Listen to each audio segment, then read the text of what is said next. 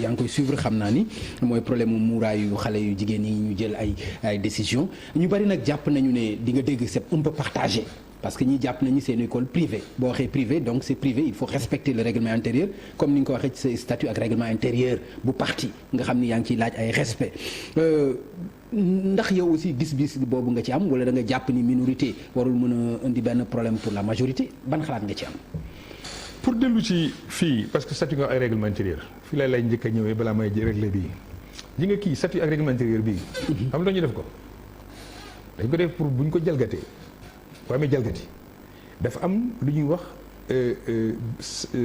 ay kuréel ay sart yoo xam dañ ko tëral ci loi une bonne gouvernance associative c'est pas parce que bàyyi nañ la nga privé comme parti que yow parti ba da nga cee def lu neex parce que dafa am loo war a respecter muy charte de la gouvernance associative noonu la valable pour Jeanne d'Arc c'est pas parce que dafa nekk école privée catholique école privée catholique d'enseignement général am na règlement intérieur am na discorde entre parents yi ak ñoom ci bi ñu leen di signer le règlement intérieur bi ndax gisoon nañ ñoom ne clause boobu mu ngi ci ça c'est dans la forme hein mais gis nga loo nekk école privée dafa am ay loo xam dafa nekk sa kaw bopp boo nekkee sa kër mënoo fa légiférer def la neex exemple mu ngi sa kër yaa ko moom sa titre foncier sa kër la yaa ko moom yoon mayu la nga jël sa jabar di ko violenter di ko dóor pourtant bu la neex nga ne fii sama kër la xale bu fi tooñ dañ lay dóor karawaase la yoon bu teree ne kenn warul dóor xale yi kenn warul leen dóor donte sa kër la donte sa doom la école bi pour man comme nangaloon nañ xale yi surtout ñoo xam ne terminale la ñuy def ren ak ñu def première ñu inscrire leen pendant at yu toll yoonu ñuy ñëw seen muuraay sœurs yi nekk ci école ba di muuru war nañu am tolérance surtout que suñu constitution dafa may doomu askan bu nekk mu am liberté exprimer li mu gëm croyance religieuse partout dans le territoire national partout loolu la suñu yoon mayee est-ce que tey Jeanne d'Arc ak maanaam parents d'élèves yi gis naa sax démissionné na président parents d'élèves yi ki nga xam ne chrétien la kon jàpp na ne peut-être li ñu def li nga wax la wax daf ni amul tolérance. merci. affaire bi kenn waru ko analyser ci kii am na yoon amul yoon ay règlement intérieur ay loi c'est sensible c'est une question sociale bu sensible dañ ko war a waxtaanee dañ ko war a pencoo waxtaanee ko trouver ci solution bi benn intérêt la am mooy xale yi waxuma Jeanne d'Arc waxuma affaire religion waxuma affaire catholique waxuma affaire musulman dégg naa ba ay nit di ci tudd ay chiites libanais mais am na ay libanais ay sénégalais lañu. mais yaakaaruloo ni looloo ngi ci nag. dama ne ndax yaakaaruloo ni. du ma yaakaar dara loolu nga ciy déggandeem. est-ce que loolu nag nekkul problème bi. du ma yaakaar dara lu dul. te loolu aussi bari na ay problèmes yu mu indi ci yeneen. du ma yaakaar dara lu dul yeneen dëkk ah. ci yeneen réew notamment Côte d'Ivoire wala feneen. dama ne du ma yaakaar dara lu dul ay sénégalais lañu ñu am seen doom ñu war leen jàngal mieux même si c'est des étrangers suñu réew dafa jox cër. gan ci dëkk bi da nga wax léegi problème bu am solo. ma ne tudd naa ko dama ne. dugal libano chiite yooyu. te xam nga ni am na ay problèmes yoo xam ni indi na ko feneen ak feneen. franchement ñi indi problème bu fekkee da nga ko bëgg a méngale ci ay communauté man dugg ba ci boobu débat xam lu tax fii ay communauté rek lañu ay communauté rek lañu. non li nga ni dafa sensible moo tax sax. non dama ne moo tax man ay communauté rek lañu. moo tax man communauté du ma dugg ci communautarisme. y a des communautés y a des problèmes communautaires plus sérieux qui peuvent déstabiliser le pays te kenn waxu ko dañ ko war a gérer de manière intelligente ma ñëwaat ci affaire école bi pour li am solo laa wax donte c'est des Libanais parce que dañoo weex y en a qui sont des Sénégalais y en a qui sont venus vivre avec nous dans notre pays seen doom yooyu ay doom lañ comme suñu doom yi li amul solo pour man mooy xale yooyu psychologiquement ñu déstabiliser leen parce que tàmm nañ dem école boobu seen xarit yi foofu la ñu nekk ñoom lañ jàngandoon mais Pape Ngagne j'ai vécu le même cas sama doom. sama doom Jeanne d'Arc la nekk. ba muy dem CM2. discrimination bu ma doon sentir foofu moo tax ma génne ko école boobu. je le dis à haute voix hein je l'assume aussi. te muuruutoon. déedéet yeneen affaire la loolu. ay affaire voilà benn sœur bu fa nekkoon yenn yu mu leen doon wax ñoom musulman yi man j'ai préféré comme ma fille je la sentais souvent elle venait di casse di wax naan sœur bi lii la ñuy wax sœur bi li ñuy wax nangam ak nangam ma ne ko yow la ko waxoon lañu mu ne ma ñun ñëpp ñun musulmans ñu tegoon foofu. lu mel nan soxlawul dugg ci détail boobu ma ne ko génnal ma jël ko yóbbu ko bi mu amee entrée en sixième am ma yóbbu ko SAPS pour mu jàngi foofu sama doom yëpp gendarme lañ jànge ñi fi nekk Sénégal ñëpp gendarme lañ jànge donc pour man gis naa ne c'est utile. donc au-delà de voile bi am nañ yeneen problème yoo xam ni ñu ngi ko fa doon dund ñoom.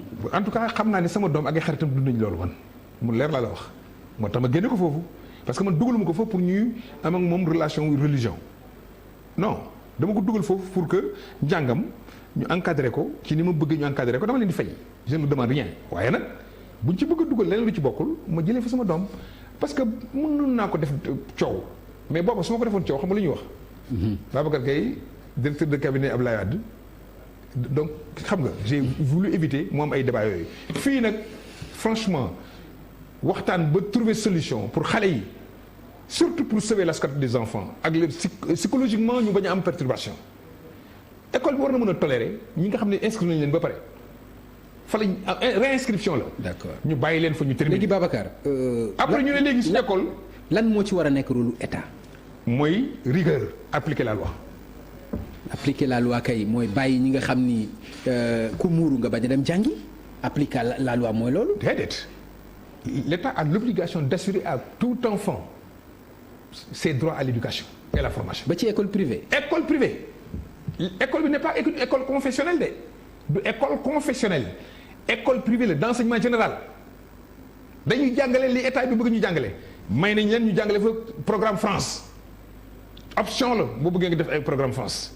ministre éducation nationale moo yor tutelle école ba li ministre bëgg loolu mooy xew ci école ba mais attends mën nañu am non man lan suñu biir réew loolu mënut a nekk moom. ñu am subvention état du Sénégal. loolu yëpp sax c'est normal. moo tax ma ne da nga ma laaj état bi rôle am.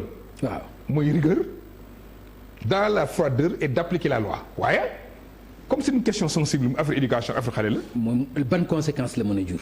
mais ñaar moo am imagine tey. ci diplomatie ak ci leneen. non diplomatie ñun nag ñun sommes un pays autonome en tout cas j'aurais man bu doon man ma assumer loolu waaye dama jàpp ne au-delà de ça bu amee crise bu dem ba ñu tëj école bi dama koy dégg ñi koy wax li muy yàq moo ëpp xam mooy lan xale yi doon jàngi foofu yëpp am na ci ñoo xam ne muuruñu am na ci ñoo xam ne seen yoon nekku ci yu mel noonu ñu tëj seen école ensuite mu am problème mu fi leen dugal déjà université ngi nii. am nañ seen bachelier seen baccalauréat xale yi ñu ngi seet université li leen dugal. imagine bu ñu tëjee école boobu beneen école bu mel ni Jeanne d'Arc par solidarité mu jël mesure bu mel ni Jeanne d'Arc lu mu def ñu dañ ko tëj. beneen école def lu mel noonu ñu tëj ko lu muy jur mooy affaire au lieu mu nekk affaire école rek day mujj nekk affaire confession. maanaam ay religion catholique ay ñu naan ay musulman lañ wala ñi ay chiite lañ. lu jar a moytu la loolu. lu jar a moytu la moo tax ma ne. état bi da ci war a. lu jar a moytu la loolu waxtaan ba trouver solution bi gën. ah kon kay rigueur amu ci wàll. kay rigueur da nga ma état rôle état laa lay wax. waaw le rôle de l'état. mooy froideur rigueur appliquer la loi et le règlement loolu mooy rôle état mais l'état c'est pas un monstre ay nit la. ay nit ñoo war a toog xool affaire bi analyser ko seet bonne solution la ñu war a am pour l'intérêt des enfants. d'accord des enfants pas d'une communauté des enfants. d'accord Babacar bëggoon naa aussi sa analyse deuxième mandat président Sall presque ñu ngi dugg ci 6 mois yi tey boo doon def bilan bi lan nga koy noter ci doxalinam ak fast track bi. waxoon nga ma note de waxoon naa def fi fast track ne la dina yéex lool fast track autoroute la boo xam ne à péage. oto yi dañuy daw ñëpp di daw jëm benn péage mais jigéen bu yegsee ci péage bi surtout. ñëppay taxaw visiteurs la ñëppay taxaw. tey rek sa benn xale. non ma loo xam naa ci dara. sa benn xale dafa may wax léegi ne man xanaa xamoo secrétaire général présidence nit gouvernement ma ne ko ankay mu ne ma ne ko lan la mu ne dafa benn dossier boo xam ne ça fait plus de 4 mois pour numéroter ko décision la dañ ko war a numéroter loolu dama ko doon ragal maanaam bu ñu créer maanaam secrétaire général président de la république. amoon dossier yi boppam di ko traité gouvernement am dossier boppam di ko traité léegi ñu dajale dossiers yi yëpp ne kenn koy traité. te primature amatul. mooy loolu ne fenn koy traité conseil technique yi nekkoon primature nekkatuñu fa kon dafay am surcharge de travail loolu fast track boobu yàqu na mais fast track balaa nga koy mën maanaam borom kër balaa mu naan bëgg naa ñu jox ma sama añ midi lan ma ko war. teel a joxe dépense. merci. teel a joxe dépense te fi ñu toll président. waaw mënul joxe dépense. réew mi lépp ne kàkk. déet waay. entreprise yi kenn fayu leen yaa koy déggal sa bopp. ñi nga xam dañ leen yor ay salaire ñu ngi leen nga fayuñ leen. et étudiants yi lu tax tey université ne léegi dootuñ yóbbu affecté ci yeneen écoles yi ñu ngi wax ay 17 xaw ma ñaata milliards yu ñu yoreel école privée yi. mais aussi ak am fu ñu leen def université yi daanaka presque pare na donc. non am fu ñu leen def waxum loolu man fay bi laa wax. pour nga xam li indi coow li fay bi la. beneen bi mooy tey gis nañ programme yi président Macky Sall yi. foog naa yëpp ngi taxaw. TER bi moom moo ci li nga xam ne moo ci gën a nekk exemple. mu ngi demandé benn maanaam obligatoire kii benn prêt levée de fonds 50 milliards. 50 milliards. bu mu laaj la juin laajoon na 50 milliards. kon comme sa dépense matut wala yoroo ko waroo réclamer añ midi yow bàyyi sa jabar kay mu koy débrouiller ji heure bu demee gis ay càmmeñam 11h midi bu amee dépense jàndal la bu indee ci kër ga heure bu la tàjjalee añ da ngay lekk mais situation dëkk bi métti na muy dans le monde rural. muy ci infrastructure yi yoon yi gis nga ko accident yi bari nañu te li ko indi mooy yoon yi yàqu yi ba Fuuta Gee xoolal manifestation yi génn ci mbedd mi depuis 6 mois dafa mel ni président Macky Sall dafa rek jël mandat bi affaire yi nag kaj taxaw loolu am na sax ñoom seen biir ñu koy wax j'ai entendu Moustapha Diakhaté dire la même chose li ko waral mooy en réalité li ñu dugal ci alal pour faluwaat wala li ñu dugal ci alal pour terminer ay projets yoo xam ne amul njëriñ presque askan bi xaalis boobu yëpp moo tax bi ñu yegsee rek nekk en banqueroute et pourtant ils avaient dit qu'ils avaient 11 000 milliards du club de Paris. 7 000 et quelques. non ak club bi ñu demee seen mujj bi dañ ne collecté nañu. ci groupe consultatif bi. waaw léegi ñu ne 7 milliards boog même 7 000 milliards amal 7 000 milliards. mais ku am 7 milliards looy def di leb ay 50 milliards ci le marché UEMOA.